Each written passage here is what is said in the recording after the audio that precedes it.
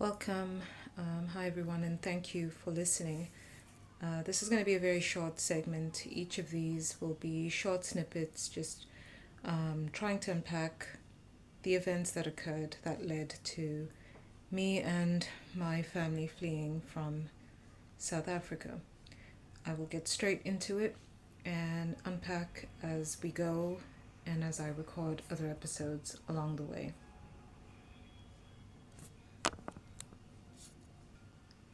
APSISET was liquidated initially in 2011.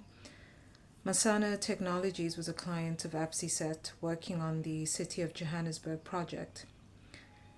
IBM was also brought onto the project at some stage, and an employee of APSISET, whose name was Kiran Bude, was working on the project, and apparently a lot of APSISET employees from India were being poached to work on the project, primarily by IBM. And the name that sticks out from what I remember in my conversations with my mother was Rustov. Forgot the first name, but the man's name was Rustov, the guy who worked in IBM. And I think they were taking over the project. I'm not going to go into the details of that because I don't think I could do the accuracy of the story any justice. But I'll continue.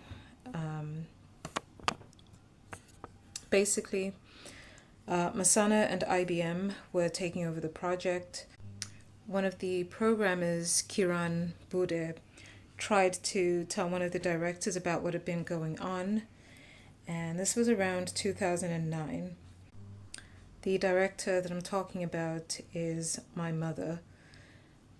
Shortly after informing her that he needed to tell her something, he was murdered in his Woodmead apartment. It was staged as if it was a robbery. This came as a shock to all of us because I had met Kiran before. I had been on many commutes with my mother, and on a few of those he was there. Now, APSISET had solved a lot of the information architecture problems that COJ had, but it seemed like there was something obviously going on that was much more sinister, much more insidious, and I'm going to try my best to articulate it and to unpack it. First of all, before I move on, I have to say that I am sincerely offering my condolences to the family of Kiran Bude. He came straight from India to work on this project, to work for APSISET, and he was obviously a very loyal person to the point that he would inform or warn my mother about things that were in the works to happen. So I can imagine I can only imagine what it feels like to find out that your son traveled all the way to another country for work, and then that's the kind of news that you get, and you're not getting any answers.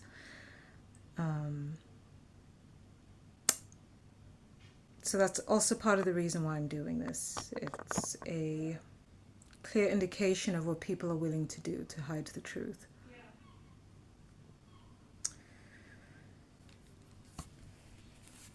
Masana had stopped paying APSISET for months on end. We felt it. I felt it all the time growing up, but we weren't any strangers to, difficulty. Even when my mother's business was booming, that wasn't the norm. We were there through the tough times when she was building it as well, and that was pretty much most of my life growing up. So they hadn't been paying APSISET, and in the duration of all of this, they were stealing APSISET's intellectual property. and APSISET filed a claim with the High Court for damages. This included stolen laptops, employees that were poached, and unpaid services. So obviously, if the services weren't paid for, APSISET would struggle to pay its employees for the work that they were doing on this project. And this was the basis with which they were poached. This company cannot pay you, but IBM can. And so we'll bring you on board to continue the project, just not under APSISET. So the court approved the claim. It was a 55 million rand claim for damages and for IP being stolen. So Masana was expected to pay this money to APSISET. Suddenly, though, Masana decided to liquidate itself, and my mother found out that this claim was expunged without any due process. When I searched online if a high court can just expunge a case like that, what I found was, I don't know how accurate this is for South Africa, but it said a high court cannot expunge a claim of money owed without the knowledge of the company to whom the money is owed. So I just wanted to point that out. There's going to be some background noises here. This isn't perfect. This is really meant to be just a factual disclosure of everything that's happened. So far, APSISET still was not getting paid, and according to this expungement, they were not to expect any payment. But this was all very suspicious, obviously, and I'll get into why in a second, and I'll probably have to unpack this in another episode as well. At the same time that Masana was liquidating itself, Mr. A.J. Swart, who was APSISET's lawyer at the time, wanted to start business rescue, claiming to have failed to contact APSISET, and with full knowledge of the mining contracts and projects that would add value to the business, he rushed for liquidation, thus acting against the interests of his client APSISET. Around 2013, the house that we were living in was forcefully taken by a sheriff by the name of Danny. It was found out later on that he did not have a valid eviction notice. So I remember the day that he broke in. It was me and my sisters and my aunt, who was no longer with us. They broke the gate of 45 Wilton Avenue, Bryanston, 2191. This was a house that was bought by the business APSISET, lived in by the director's family. Me and my sisters, used to be my dad. Eventually, my aunts lived in it as we were having problems. My aunt. So this liquidation happened after multiple break-ins and alarms going off, as well as the suspicion that the place was likely bugged, which would explain all the break-ins and the footsteps on the roofs that would hear every single night. And this was during the time my mother's company was doing well, during the time they initially tried to liquidate, and then it was actually found out by the High Court that you should actually pay the company for the services that they rendered.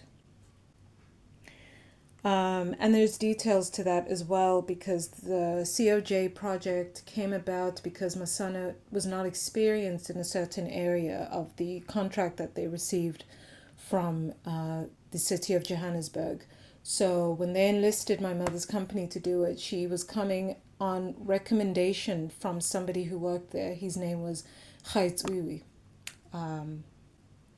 I don't know his surname. I don't have the files on me at the moment.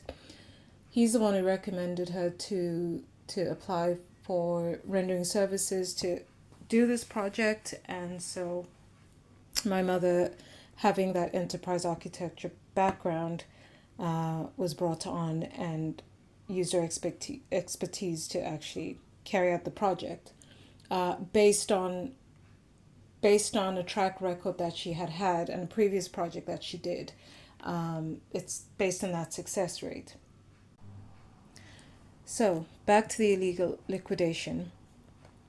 It is interesting to note that in order to carry out the liquidation, a list of creditors had to be created.